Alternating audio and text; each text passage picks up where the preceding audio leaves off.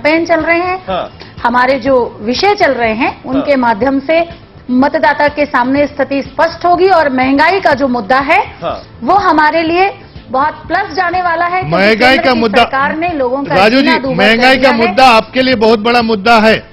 मैं रघु परमार से पूछना चाहूंगा, रघु जी, आपको लग नहीं रहा था कि ये जो महंगाई है, इन्फ्लेशन है, देश भर जिससे परेशान है, देश भर उससे परेशान है, उससे आपको लग नहीं रहा कि आपकी पार्टी को नुकसान होगा?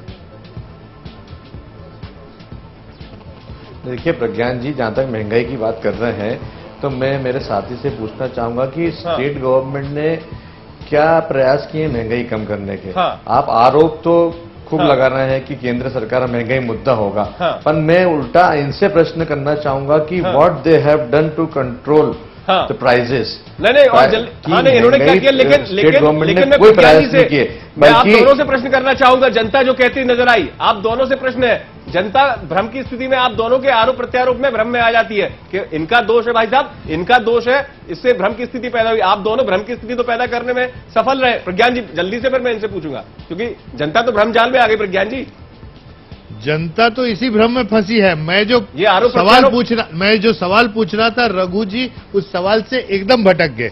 रघु जी, मैंने ये पूछा था क्या कांग्रेस को इस बात का अंदाजा है कि 36% लोग महंगाई के लिए उनको जिम्मेदार ठहराते हैं और इसका खामियाजा चुनाव में उनको भुगतना पड़ेगा?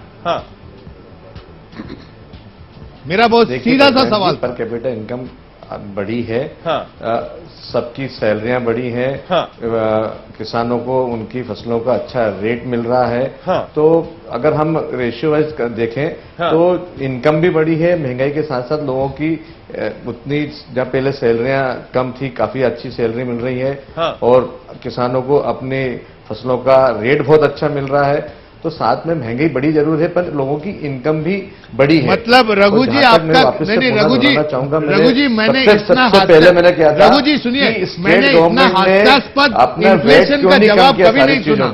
माफ करिएगा मेरे लफ्जों के लिए, इतना हास्यास्पद जवाब मैंने इन्फ्लेशन पे कभी नहीं सुना कि मेरी तनख्वाह बढ़ रही है तो बाजार में चीजों की कीमत बढ़ेगी। डियरनेस अलाउंस इन्फ्लेशन के ऊपर दिया जाता है, न कि डियरनेस बाजार में चीजें से डिमांड एंड सप्लाई पे रहता है और इंटरनेशनल मार्केट पे सब चीज डिपेंड हो रही है।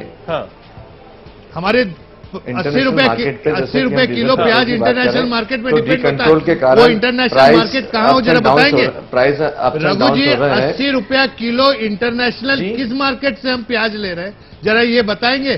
प्याज की कीमत 80 होती है, 60 रुपए किलो आलू मिलता है। ये नहीं रघु जी, मेरा सवाल सुन लीजिए, जवाब देने में बहुत आसानी रहेगी। मेरे प्रज्ञान जी, मेरी बात सुन लीजिए, आप मेरा सवाल सुन ले तो आपको जवाब देने में आसानी रहेगी। आप कह रहे हैं इंटरनेशनल मार्केट से कौन सा प्याज इंपोर्ट करते हैं? का जवाब नहीं देंगे क्योंकि इनके नेता तो मानते हैं कि महंगाई इसलिए बढ़ रही कि गरीब दो समय भोजन कर रहा है। इनके केंद्रीय मंत्री ये कहते हैं। बिल्कुल, मैं आऊंगा अगला सवाल जो जनता की राय, क्योंकि भ्रष्टाचार अहम मसला आम जनता के मन में, लेकिन पार्टियां, जो दो प्रमुख पार्टियां हैं मध्य प्रदेश में या राष्ट्रीय स्तर पर, मध्य प्रदेश और बीजेपी या कांग्रेस, कौन ज्यादा भ्रष्ट, जनता ने क्या सोचा, हम जल्दी से नजर डाल लेते हैं। कांग्रेस 49, ये बड़ा आंकड़ा। कौन सा दल भ्रष्ट? बीजेपी 11%। यहां बहुत ज्यादा अंतर दिखाई दे रहा है। दोनों 38%। ये और देखिए एक ट्रेंड आया, 38% लोग मानते हैं दोनों, इसमें चुनौती दोनों के सामने है, कह नहीं सकते 3%। कांग्रेस 49% भ्रष्ट है, ये कहते हैं लोग। बीजेपी 11, लेकिन दोनों है भ्रष्ट, ये 38% आंकड़ा है। जो 38 और 11 को जोड़ देंगे तो 49 हो जाएगा, कह नहीं सकते 3%।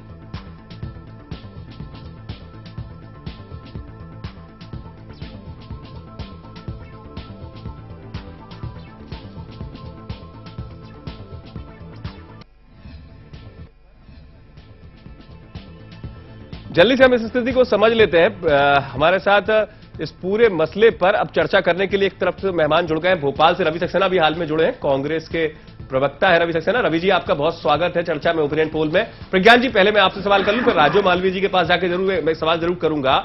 ये एक बड़ा चौंकाने वाला आंकड़ा है, ठीक है, उसमें फासला है 49-11 कि 49% लोग कहते हैं कांग्रेस सरकार भ्रष्ट है। वो किन सरकार का परिछाया या परिलक्षण दिख रहा हो, प्रभाव छाया दिख रही हो,